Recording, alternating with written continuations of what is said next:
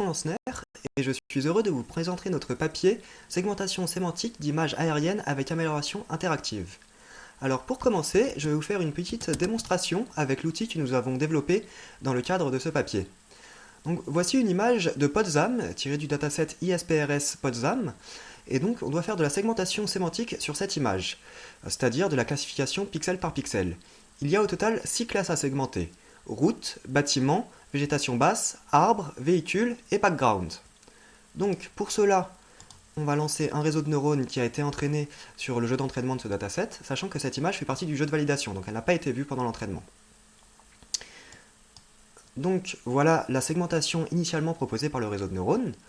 Alors en transparent c'est la route, en jaune les bâtiments, en vert la végétation basse, en cyan les arbres, en bleu les véhicules et en magenta le background. Donc on voit que la segmentation initiale est déjà de plutôt bonne qualité. Et donc nous, notre travail, ce qu'on fait, c'est de donner des points d'annotation qui vont guider le réseau de neurones pour améliorer cette carte de segmentation initiale. Donc là, par exemple, je mets 2 annotations bâtiment pour améliorer cette segmentation du bâtiment, car le bâtiment a été mal capturé par le réseau de neurones initialement. On voit que la correction a été très rapide, et donc ça c'est parce qu'il n'y a pas besoin de réentraînement. En fait, j'expliquerai tout à l'heure comment ça marche. Et donc voilà, on corrige de façon rapide la segmentation initialement proposée par le réseau de neurones. Donc je vais maintenant expliquer comment ça marche.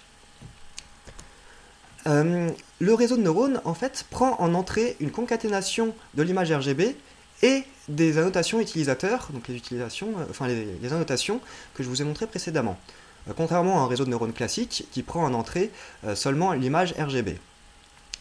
Donc ces annotations représentent le label des pixels cliqués, et comme je l'ai dit, il n'y a pas de réentraînement, donc ce qui fait que le procédé est rapide et aussi qui s'est garanti d'être assez stable, parce que donc ça va faire des corrections seulement locales, qui sont centrées autour des annotations.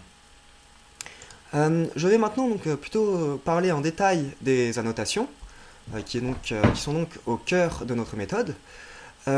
Donc elles sont utilisées à 2 moments différents. Donc d'abord pendant l'apprentissage, elles sont générées aléatoirement depuis la vérité terrain, donc comme on peut l'observer ici.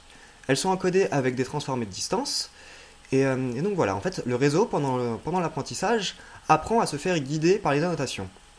Et ensuite, il y a l'évaluation pour tester notre framework. Donc on l'a testé de 2 façons.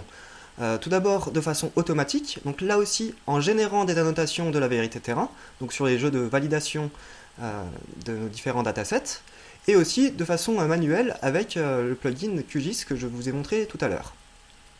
Ce qui est intéressant, c'est de voir que les 2 systèmes d'annotation finalement ne réagissent pas de la même façon. En effet, les annotations synthétisées automatiquement sont générées de façon assez équitablement répartie dans l'image, alors que les annotations humaines, enfin un annotateur humain va plutôt avoir tendance à grouper ses clics.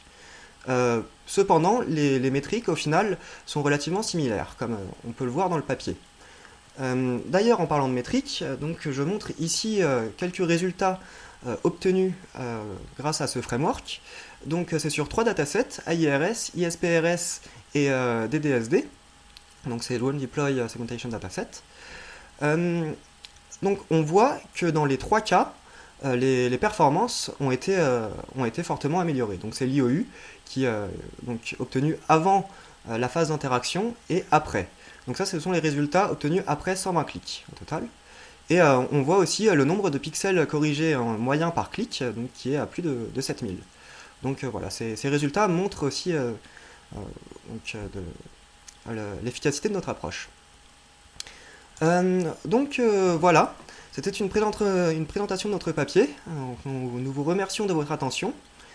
Si vous avez des questions ou des remarques, n'hésitez pas à me contacter. Et donc voilà, merci encore.